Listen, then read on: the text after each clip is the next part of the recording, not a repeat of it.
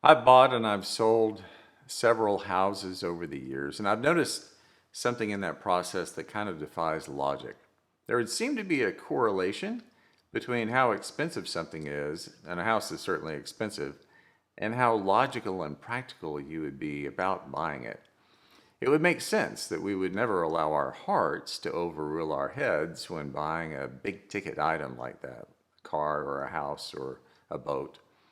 But any good realtor will tell you that as a seller, you certainly need to make sure your roof is in good repair and that all the light switches work, but they'll mostly stress how important it is for potential buyers to gain a certain feeling when they walk into your home.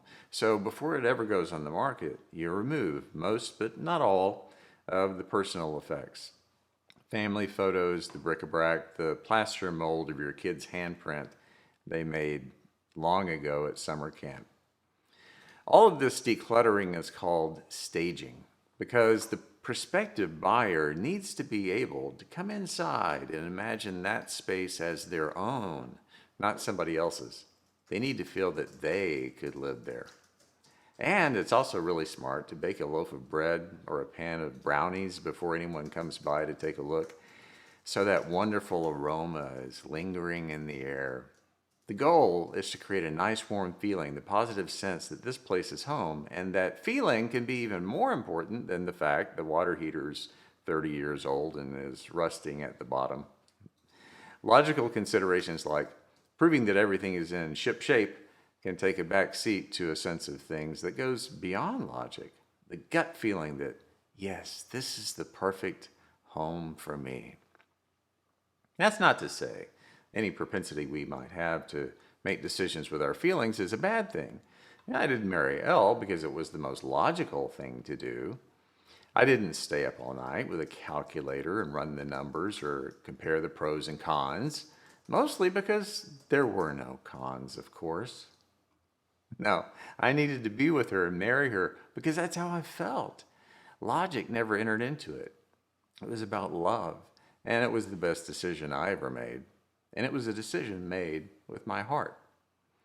So it's not unusual at all to make major life choices because of how we feel.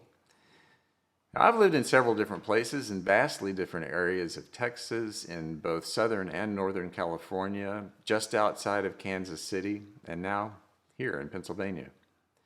In a conversation I had with a Salem member not very long after I first moved here, I asked him how long he had lived in Doylestown.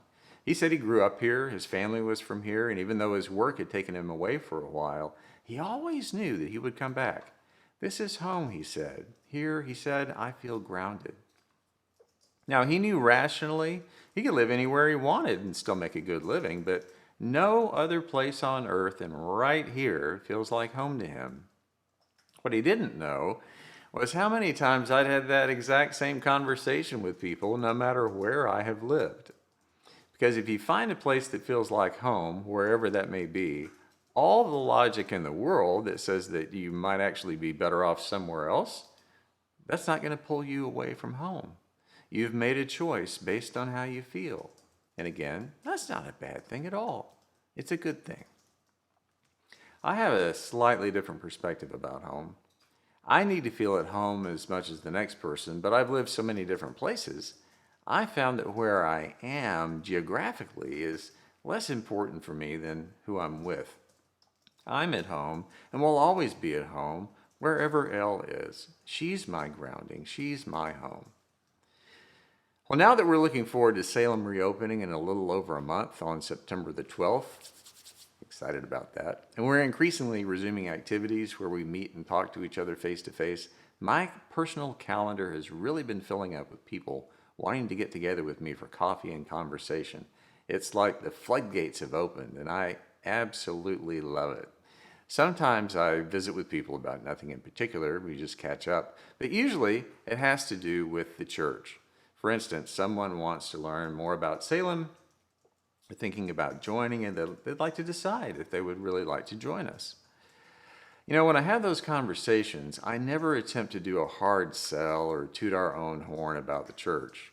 True, we collected over 5,000 pounds of food for food pantries in the last year. And yes, we did give thousands of dollars worth of Christmas gifts to the kids at Bethany Children's Home. And yes, we host an LGBT youth group and we host ESL classes for recent immigrants. And yes, we fly a rainbow flag to proclaim that we welcome all people, all the time. And yes, we work on Habitat for Humanity houses. And yes, our membership is growing. I could go on and on. All of that stuff matters, and all of those are quantifiable things we can logically point to demonstrate that we walk our talk as people of faith. But I know, and that person across the table at the coffee shop knows, that all of that logical, measurable stuff, it only goes so far. Becoming part of a church is a big decision, and what matters most in making that choice to join our cause is not logic, but a feeling. The feeling that our faith community isn't just a good fit for them and what matters to them, but the feeling that this would be a place, a community of people, where they would truly belong, to feel welcomed and connected, to feel that the love of God is flowing through them by being part of this group of friends. And that is helping them be the complete person they need to be in the world. We all seek that. The feeling of completeness, wholeness, belonging, meaning, purpose. Not everyone seeks that or finds that through a church. And I know I'm biased, but I think it's a pretty good place to start. And it starts much less by any logical analysis and much more from the heart. One way to think about it is that we all seek to be fed, for our spirit to be at peace, and for our heart to be at home. And that's not a selfish thing, because if we are fed like that, we then have the energy to truly live. Jesus understood that too. He had more than a few encounters with people, both individuals and people in big crowds, who came to him asking some logical questions, such as, "What sign are you going to give us so that we can see it and measure it and analyze it and then decide if following you is worth our time? What work are you performing?" they asked. "Prove yourself to us. Jump through this hoop, perform some amazing feat to demonstrate that we should trust you and we should follow you." But Jesus understood their real need.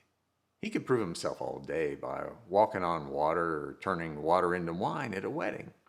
He could do those works, and they could quantify that kind of thing. Look at all this stuff he's doing. They believed that by proving himself in that way, he would earn their support to become the next king, the Messiah. But in the way they understood what it meant to be a Messiah, which was a powerful political leader who would set them free from their oppression and their fears and their suffering, it was all very logical. Prove yourself, we'll follow you, we'll support you. But Jesus knew that what those folks truly sought was the same thing that you and I seek today, and logic has very little to do with it. Logic doesn't mean your spirit will be fed or that you'll ever feel at home. Logic isn't the way that wholeness and belonging and love works. If anything, the love Jesus represented and continues to represent turns logic right on its head. It defies logic by saying, "Love your enemies. Welcome and embrace those whom everyone else has cast aside as unworthy. Forgive those who do you wrong. Love the unlovable. And give yourself away for the sake of others." Those illogical things can't be measured or counted, but it's in living that way when you find your heart's true home. So instead of performing a miracle for them to prove something, he turns their questions into a metaphor about himself. He tells them he is bread. Bread was, in those days, the most essential food of all. It was a staple of life. They all knew that. So he says, "I'm the bread of life," which doesn't make any logical sense at all. And that was really the point. Because who Jesus was and is, and what he represents, is never logical. It turns the common sense of the world on its ear. The common logic that we hate those who hate us, and that we avoid and we reject those who are not like us, and we condemn those who don't think like us, and we never forgive those who cause us pain. Or the common logic that everything and everyone has a price, And to trust someone completely, they must first prove themselves deserving of our trust. And to give something of yourself, there must be some guaranteed reward or recognition. No. Jesus turns all of that upside down when he says he's the bread of life, the most essential thing, because he embodies something that goes beyond all of those logical, common sense ways of being in the world. And that something is love. Love that's belonging and accepting and forgiving and trusting and self-giving. Love that does not count the cost, because love cannot be quantified. Love that does not and cannot ever die. And even though love defies logic, love's not merely an emotion. No, of course it is a feeling, but feelings are very real. Our feelings motivate us to act. They move us when common sense says otherwise to do all kinds of crazy, wonderful, risky, life-giving, heart-pounding stuff. Feels like home stuff, bread of life stuff. We already know that wonderful, illogical bread of life love is within us, and it's in one another. One of my heroes was Fred Rogers, who was a person who deeply embodied that love and who recognized it in other people. He once said, "When I say it's you I like, I'm talking about that part of you that knows that life is far more than anything you can ever see or hear or touch. That deep part of you that allows you to stand for those things without which humankind cannot survive. Love that conquers hate, peace that rises triumphant over war, and justice that proves more powerful than greed. May that love be our true home."